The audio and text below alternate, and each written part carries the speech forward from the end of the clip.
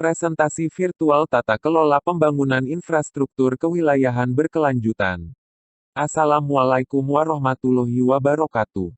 Sesuai dengan agenda bidang fisik Bapeda Kabupaten Bandung, hari ini akan dibahas terkait arah kebijakan pembangunan Kabupaten Bandung, yaitu manajemen pembangunan infrastruktur kewilayahan berkelanjutan. Hal ini dimaksudkan agar para pemangku kepentingan memiliki acuan melalui model multisektoral dan spasial demi terwujudnya daya saing, namun dalam jangka panjang memperhitungkan keberlanjutannya.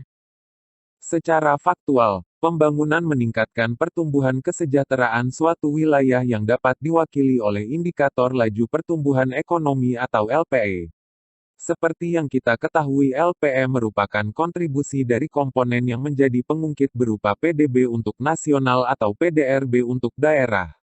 Pertumbuhan ekonomi juga dapat mewakili tingkat daya saing suatu daerah yang diwakili dengan indeks daya saing. Jika daya saingnya tinggi, maka investasi akan berusaha masuk ke wilayah tersebut dan meningkatkan pertumbuhan ekonomi atau LPE. Tentu saja kebijakan yang perlu diperhatikan antara lain sumber daya dengan standar global atau internasional, investasi besar, sarana dan prasarana standar internasional, ditambah pada saat ini kemampuan adaptasi terhadap industri 4.0. Perlu dicatat bahwa pada dasarnya investasi dunia itu cenderung bertambah, namun siapa dan di mana yang menangkapnya? Itu adalah tugas tim kinerja investasi.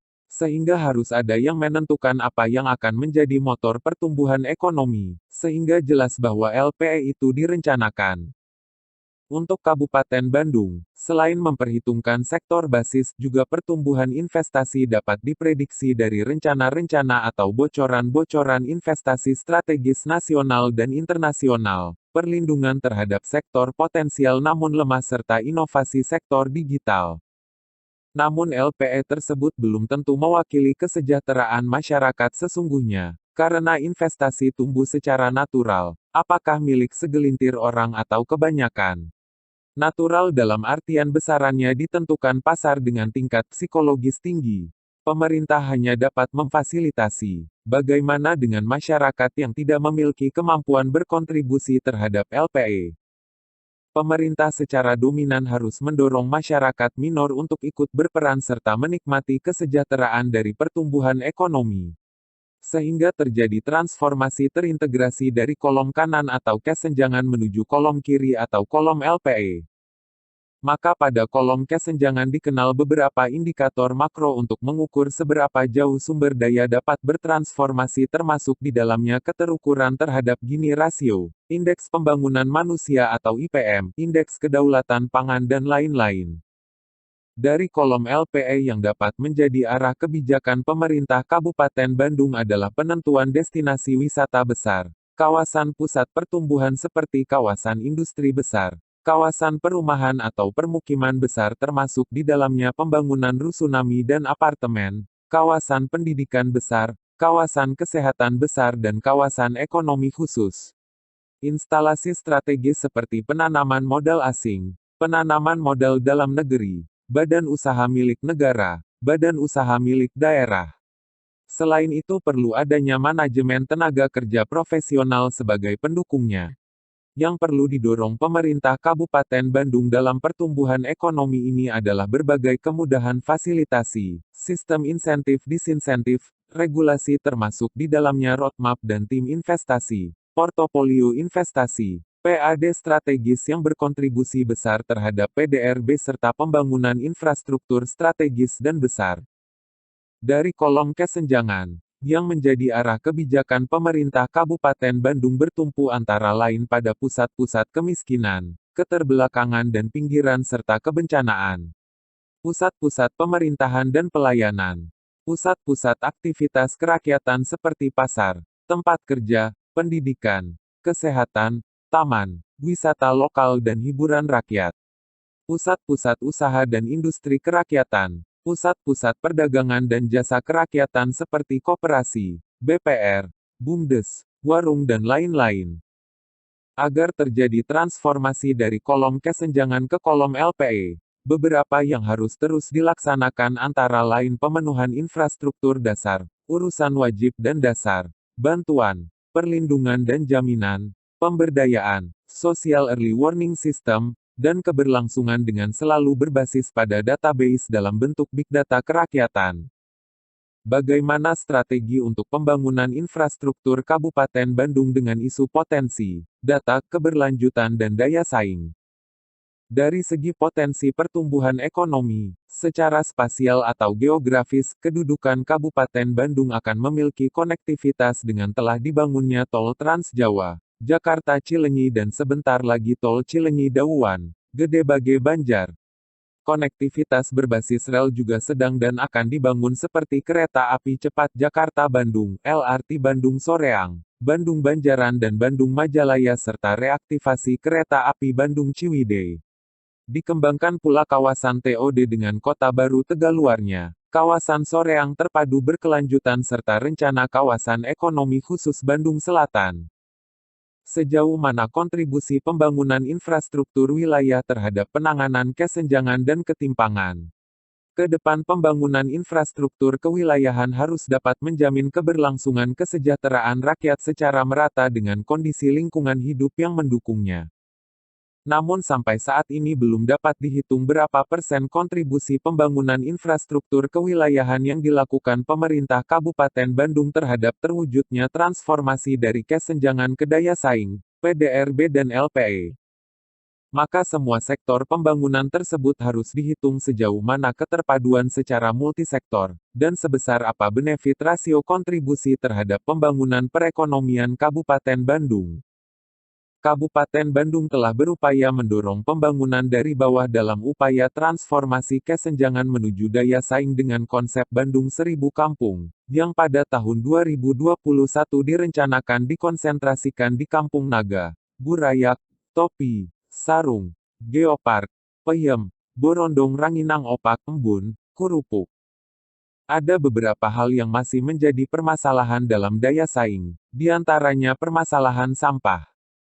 Mungkin perlu dimulai untuk segera mengintegrasikan sistem dan database pengelolaan sampah, di mana secara jenis, sampah terurai dan tidak terurai serta secara posisi, di darat dan di perairan atau sungai.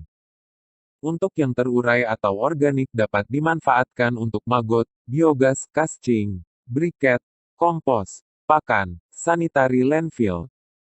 Untuk yang tidak terurai dapat dimanfaatkan untuk pelet plastik, solar, konblok atau aspal, dan bahan coran.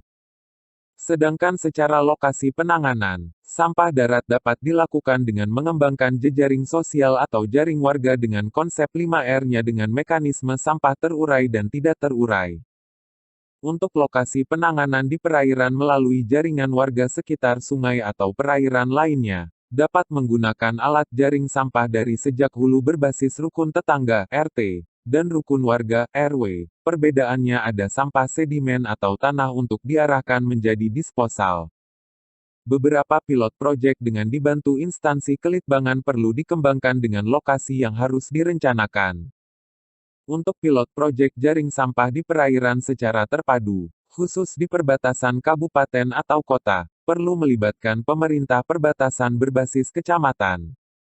Maka untuk sampah yang melewatinya dipasang jaring sampah sungai di hilir atau muaranya menuju perbatasan kecamatan dan menjadi tanggung jawabnya dalam pengelolaan sampah.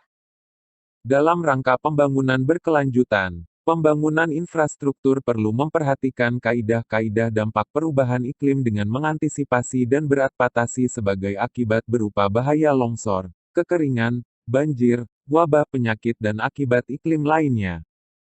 Dengan demikian setiap program dan kegiatan sektor infrastruktur kewilayahan perlu mengacu pada rencana aksi daerah adaptasi perubahan iklim dan pangan. Dalam rencana aksi daerah nanti akan diarahkan kaidah-kaidah dan strategi pembangunannya serta siapa berbuat apa.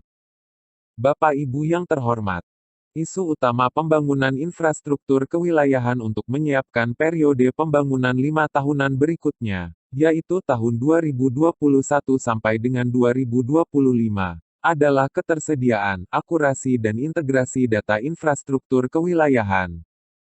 Ke depan kita akan mencoba beradaptasi dengan fenomena Industri 4.0 untuk mendapatkan, memonitor dan mengevaluasi data, serta memutuskan kebijakan, melalui pengembangan Big Data infrastruktur kewilayahan, dengan memanfaatkan teknologi yang pada umumnya telah diadopsi pada handphone atau gadget serta peralatan teknologi sehari-hari antara lain. Kamera digital, CCTV, sistem telemetri, teknologi berkoordinat GPS, GLONASS, sistem paperless dan penyimpanan awan atau cloud, perekaman data-data satelit citra, suhu, pergerakan dan lain-lain, sistem kode digital, barcode, QR code, terintegrasi NIC dan NIP, sistem IoT, artificial intelligence dan lain-lain.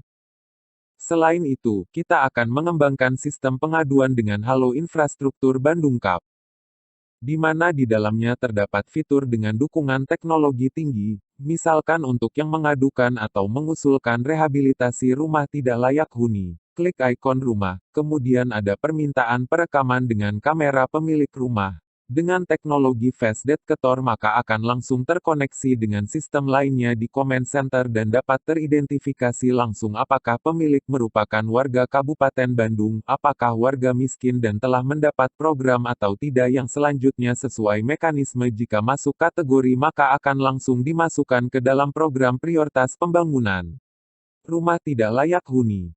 Bapak Ibu yang terhormat, dunia telah jauh melangkah tetapi apakah kita masih di sini? Maka segeralah untuk beradaptasi demikian pula pembangunan menuju pembangunan yang efisien dan efektif untuk kesejahteraan rakyat. Demikian paparan virtual kali ini semoga pertemuan ini menjadi amal berkah bagi kita semua. Wassalamualaikum warahmatullahi wabarakatuh.